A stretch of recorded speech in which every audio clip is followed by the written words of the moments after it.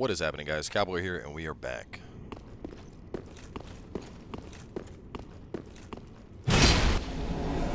It's an invisible wall.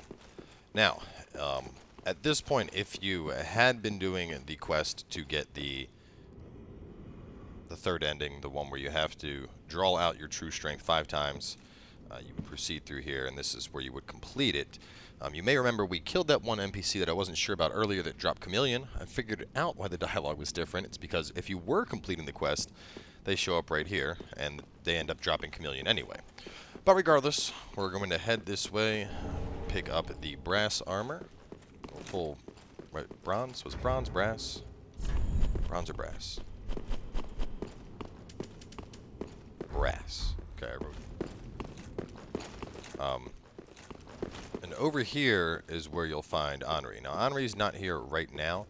I believe the trigger is having killed, what's his name, Aldrich first. But if you're completing the quest, Yuria will tell you that your bride is waiting in the Darkmoon tomb, or groom. Come down here, interact, and 3 more dark sigils.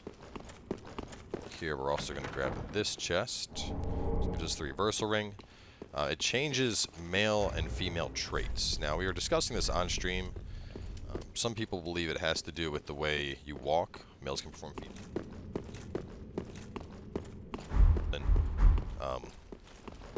I didn't notice it personally, but it's worth putting out. Anyway, you can also come down here a little bit later, even though we're not completing the quest, and when Anri does show up, you're able to get Anri's straight sword, which is interesting because it scales off of luck. So if you're doing a luck type build, definitely something worthwhile to pick up.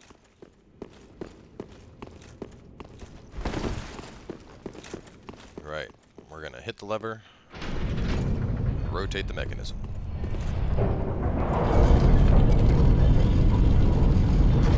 God, I love that I'm at 69.6 with my shield on.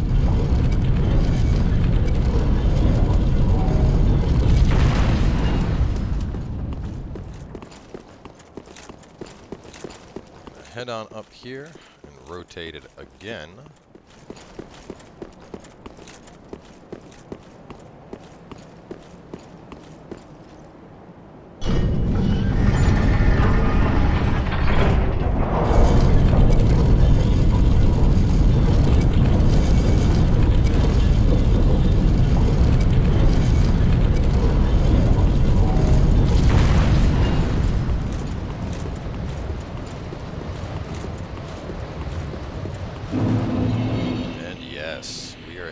Anor Londo.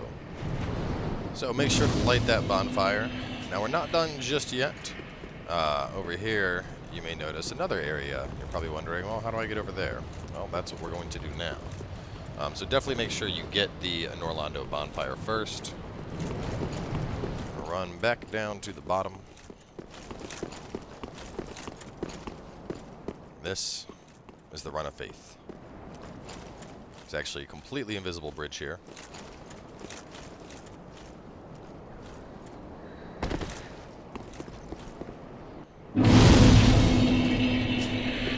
So here we join the Darkmoon Covenant.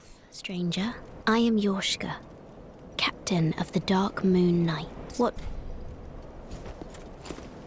Thou thinkst too very.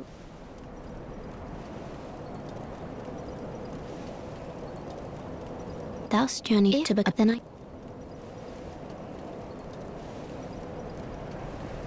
Thou'rt now the. And now we have the Blade of the Darkmoon Covenant.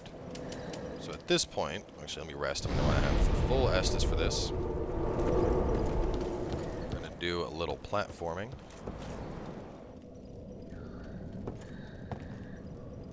There we go.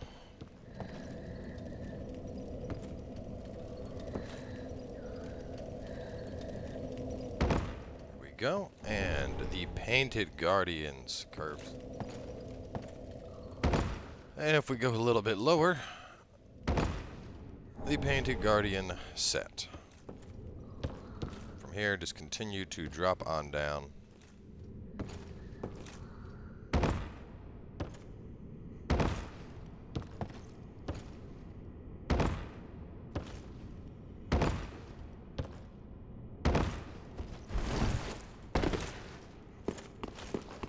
And this is the tower back in Irithyll that we pointed out quite a bit ago. So we're here real fast before we go back and actually continue on with Anor Londo. One thing I'm going to do real fast, which someone pointed out earlier. Apparently there was an enemy that I literally ran right past and missed. And we're going to go take them out because we'll get us a bone Estus shard. Undead bone. Undead bone shard. God, I cannot talk worth a shit today.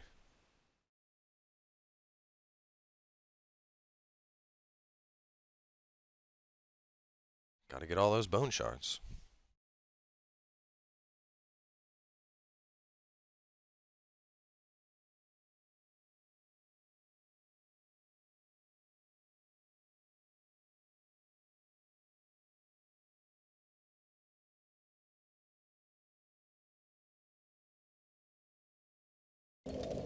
Alright, so we took the Abyss Watcher's bonfire just because it'll be really close to grab this item that we had looked over before.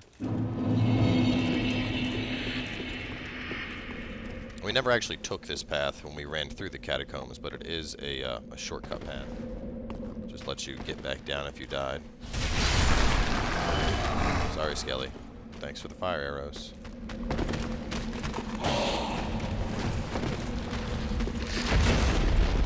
You.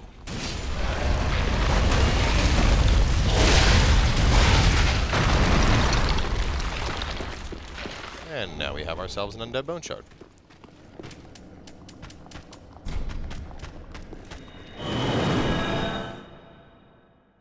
So we're going to spend that shard, spend all the souls we have, work our way through Anor Londo, and take out the boss. Now, Anor Londo is quite short in comparison to how it was back in Dark Souls 1, so don't get too hyped up.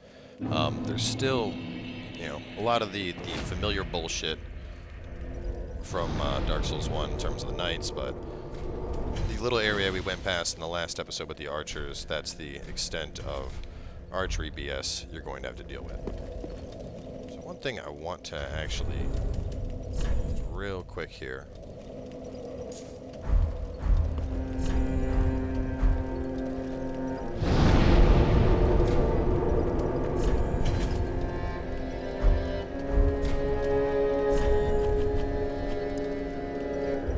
That's right, I never picked up the flame, huh. Well, that explains why I do not have it equipped, but either way, I would need to get my attunement up a little bit to have that on. And that's not really a concern right now, there's other things that are more important. Welcome, speak.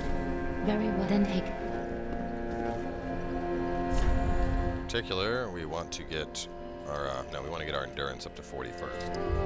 With the patch having worked, we can start raising our vigor up again. I mean, there was no reason you couldn't before, but personally, I'm going to focus on getting my endurance up to 40 first, and then after my endurance is at 40, at that point, I will concern myself with getting my vigor up more.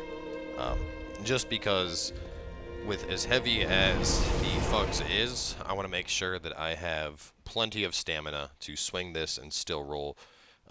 Whereas our vigor is high enough that while in an ember state we can survive plenty against just about anything we'll encounter. So right now at least the endurance is a higher priority.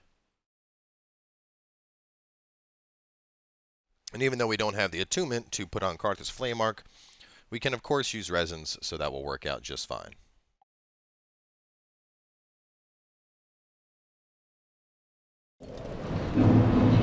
Alright. So now at Anor Londo, we gotta fight our way past 2 silvers. Silver Knights.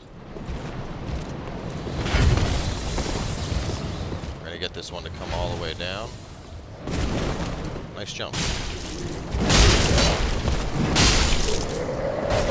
Of course, with Thugs, we can basically just beat this guy into oblivion without worrying about much.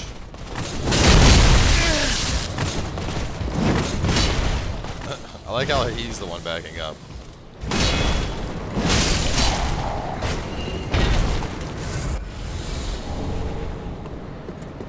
And we are going to circle around this way first for a red-eyed silver.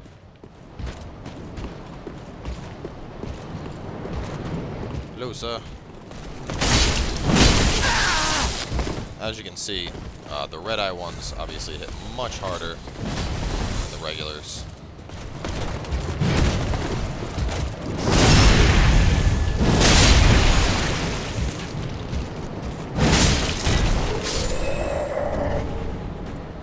Grab our Soul of a Crestfallen Knight. And then we're going to run this way, and there will be another large soul we can grab. Right over there.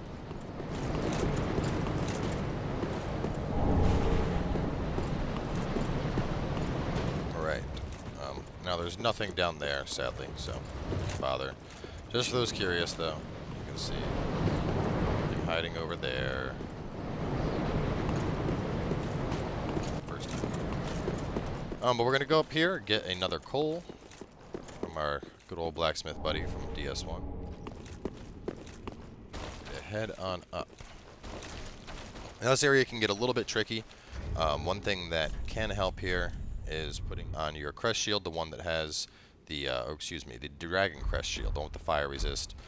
We're going to be running up against some of those fire clerics from earlier, the ones that we passed on the way kind of up to this area, all those guys that were shooting fireballs. Just going to run straight for him and take him out. A little bit of rolling to dodge the fire. The thing that's annoying is they stagger in their fireballs. So instead of being able to dodge just, one good dodge, you're going to have to try and stagger your rolls.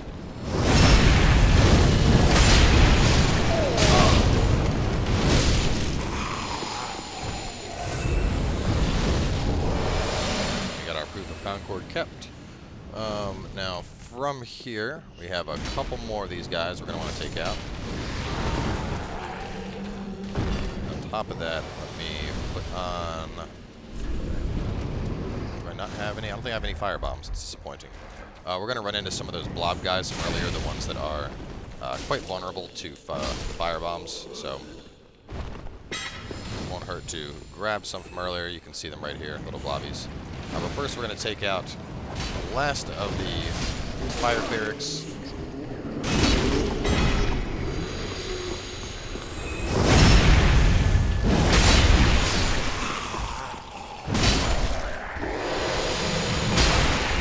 Now these blobs are obviously quite annoying. You don't have to kill them, but since they'll all gather up, it won't hurt to. We want to run up here, grab ourselves the moon arrows. Moonlight arrows. Okay. And then we're going to run over here and we're going to open up the big door.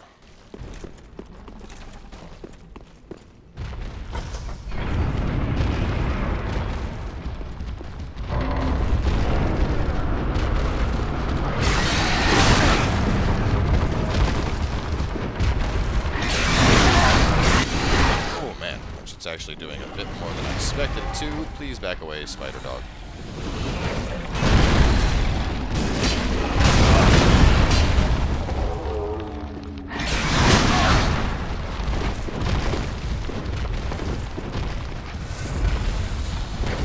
The scarier thing about this guy isn't the damage he does, it's more the potential of getting cursed by him.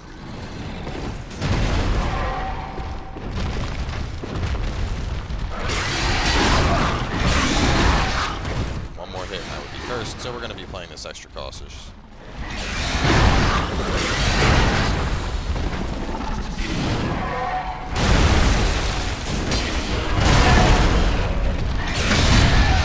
There we go. And Aldrich's Ruby. And now we are ready for a boss. So from this point, touch sign requesting cooperation. Anri of Astora's call for cooperation. I have not seen this before. Interesting. New discoveries. So I guess this is a change to Anri's quest. Let's see what Anri wants help with. Ah, I thought it might be useful. She also wants help with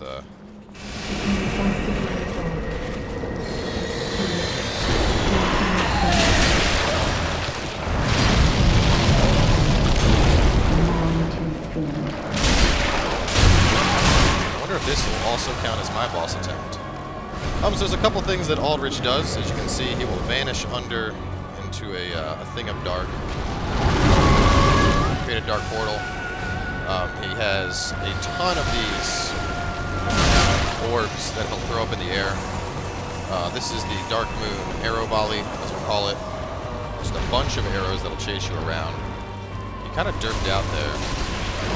God, Fugs is just destroying him. This is kind of absurd. Alright, now that we've damaged him down by half, he's going to start doing fire. There's the scythe.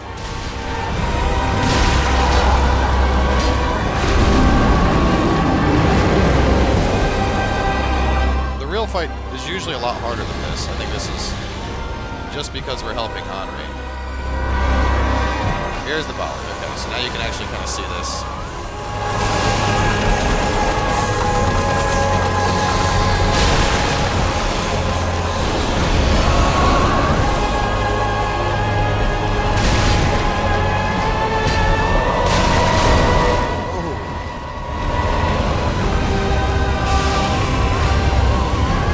What happens if I die here?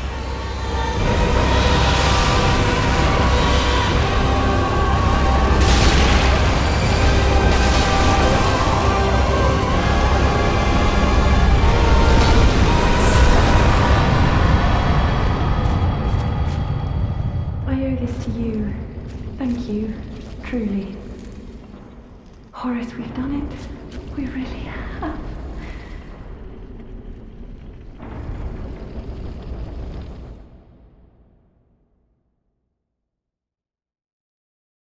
See, I find that weird just because I've reached this on 2 separate characters and I've never seen that summon sign before to come in and help her. So maybe it involves having to kill Horace first, but not be doing the path where she's part of the quest. Yeah, now it's just a regular glow. That's quite interesting. Anyway, at this point, we are going to run back and actually rest, get all of our Estus back, and then we'll take on the boss. So, to go through the abilities of Aldrich, you got to see him very briefly there, but there's a couple things. He has a like hyper-powered soul spear he can do that can pierce through objects and hit. It's large, it's purple. You'll see it coming if it comes. Aside from that, he obviously does a ton of homing. As you saw, he kept dropping out all of those. They're kind of like soul masses. They're little purple soul masses, but they chase you all over, so be careful with dodging those. He has the dark arrow volley, which you got to see. Typically, it's going to be chasing us, so there it was going all over Anri, so it didn't really matter. And the last thing, he has the fire trails, which he gets around 50%. And while the attacks of Aldrich are kind of slow, they are quite potent. One-shot potent, in fact. So he's going to start with the rain. Now we're just going to have to dodge this.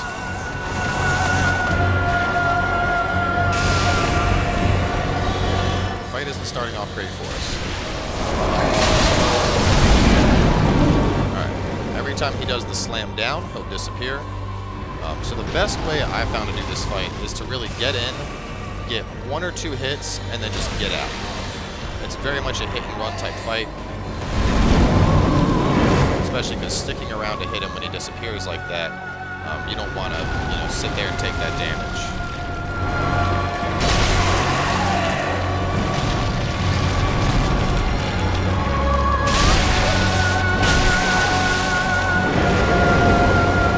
Alright, now when he comes back out, he should start trailing fire around.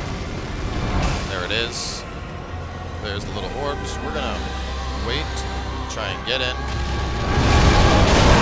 Oh, and the scythe connected. You can see just how much damage he is capable of there. The attacks are rather slow, but they can hurt quite a bit if they connect, so just be very cautious about that.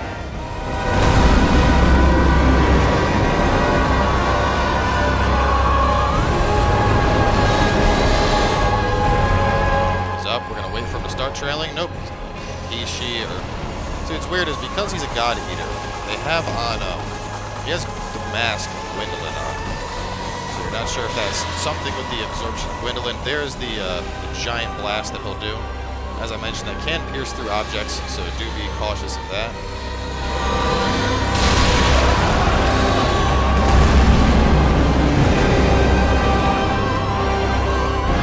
Top off. Only need 2 more hits on him.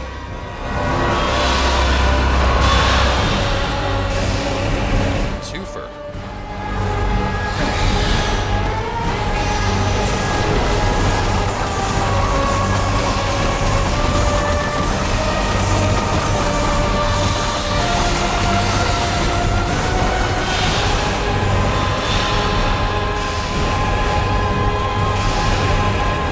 There we go. Now that they're moving away from the fire, we can make our way in to try and get a hit if we don't get destroyed by him first.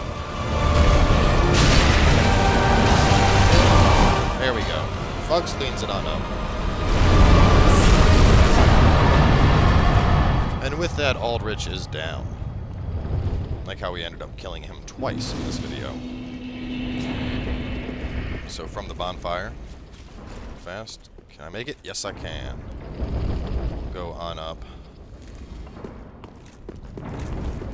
Sadly, the best chest that you may have known from Dark Souls 1. But the Sun Princess ring is here, which gradually restores HP. Pick that up. And from that, we are done. So, moving on from here, the next area, of course, is the Irithyll dungeons. Quite a tricky area because of the jailer enemies that we're going to encounter there. But before that, of course, make sure you head on back, use those souls, get some levels. And with that in mind, we will catch you guys in the next episode when we get kicked off with Irithyll Dungeon.